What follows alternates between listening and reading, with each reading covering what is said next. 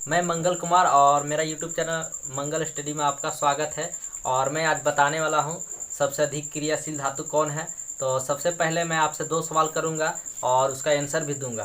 तो सबसे पहले मैं बताना चाहता हूँ कि सबसे अधिक क्रियाशील धातु कौन है। तो इसका आंसर होगा कि सबसे अधिक क्रियाशील धातु जो है से पोटेशियम है। और दूसरा नंबर क्वेश्चन है कि सबसे कम क्रियाशील धातु कौन है। तो इसका जवाब होगा कि सोना जो है से सबसे कम क्रियाशील धातु है। लेकिन आगे चलते हैं।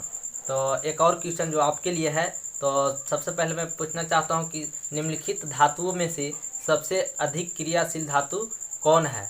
तो इसमें से एल्युमिनियम, जिंक और आयरन।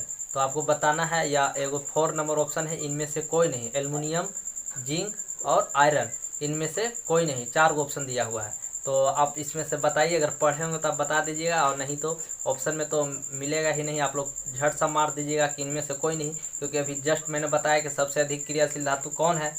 तो आप गड़बड़ा सकते हैं। तो चलिए, इसको अच्छी तरह से जानने के लिए आप वीडियो को पूरा देखिए, और इसको वीडियो देखने के बाद आप कभी फिर कन्फ्यूज नहीं होइएगा। और मैं क्रियाशील धातु का तो मैं बता देना चाहता हूँ कि सबसे अधिक क्रियाशील धातु इसमें से कौन है। तो सबसे अधिक क्रियाशील धातु पोटेशियम है।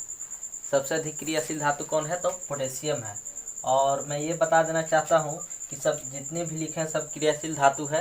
तो इसमें से सबसे कम क्रियाशील धातु कौन है, तो एयू से जानते हैं क्या होता है। एयू से गोल्ड होता है, जिसको सोना बोला जाता है।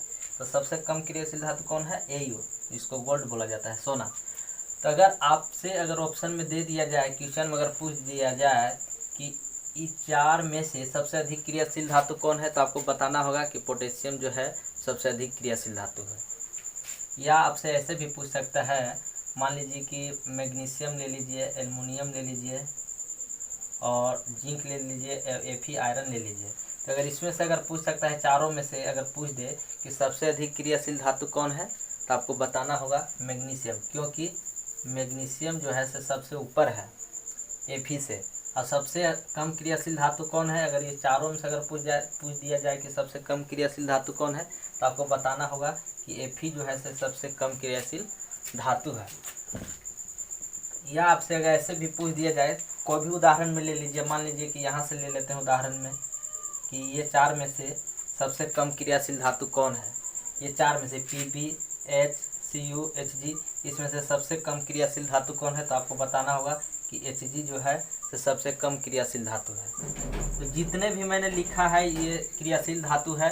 घटते क्रम में मैंने एरो का चिन्ह दिया हुआ है कि इससे कम क्रियाशील धातु सोडियम है, सोडियम से कम क्रियाशील धातु कैल्शियम है, और कैल्शियम से कम क्रियाशील धातु मैग्नीशियम है। तो आप देख रहे हैं कि ये आपसे ऐसे भी पूछ दिया जाए कि मान लीजिए कि यहाँ से मैग्नीशियम, एल्युमिनियम, जिंक और आयरन में सबसे कम क्रियाशील धातु कौन है, तो आपको बताना होगा एफी जो है से सबसे कम क्रियाशील धातु है। तो मैंने आपको अब समझ में आ गया होगा कि जितने भी लिखा हुआ है घटते क्रम में क्रियाशील धातु लिखा हुआ है, और सबसे कम क्रियाशील धातु कौन है, तो सोना सबसे कम क्रियाशील धातु है। तो इसको आपको याद रखना होगा। और एग्जाम में पूछता भी है कि इसमें से 4 ऑप्शन दे देगा, पूछेगा कि कौन सबसे कम क्रियाशील धातु है या सबसे कौन अधिक क्रियाशील धातु है। तो आप ट्रिक से कैसे याद रखेंगे, तो मैं बता देना चाहता हूँ कि मैंने एक ट्रिक लिखा हूँ। तो ट्रिक कोई ख़ास नहीं है, नया ट्रिक तो हमको मिला नहीं। तो आप ये भी याद कीजिए। देखिए, ट्रिक है कि काका नाना काकी मांगे, काका नाना काकी मांगे आलू। देखिए ये एक में है, एक में ले लीजिए। काका नाना काकी मांगे आलू, जरीना फेविकोल, जरीना फेविकोल पब्लिक है। ये थोड़ा अलर्ट लग रहा होगा, क्योंकि ये अलर्ट है ट्रिक में ही। जरीना फेविकोल पब्लिक है, और इसके आगे लिखना है कल होगी आगे ऑटो। मान लीजिए कि किसी घर के आगे टेम्पू लगा हुआ है, ऑटो लगा हुआ है, तो कल होगी आगे ऑटो। तो ये आपको ठीक लग रहा होगा। ये थोड़ा सा टेढ़ा मेढ़ा है, और ये आपको भी ये ठीक है। ये देखिए, तो याद रखना है काका नाना काकी मांगे आलू, जरीना फेविकोल पब्लिक है, कल होगी आगे ऑटो।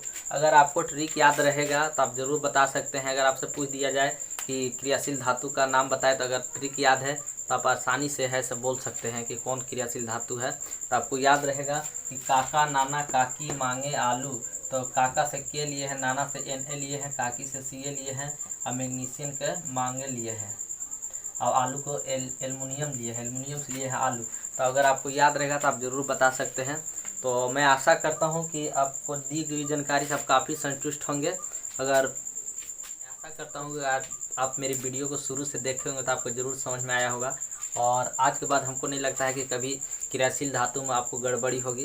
तो चलिए, अगर वीडियो अच्छा लगा होगा तो वीडियो को लाइक कीजिएगा और अगर चैनल पर नया है तो चैनल को सब्सक्राइब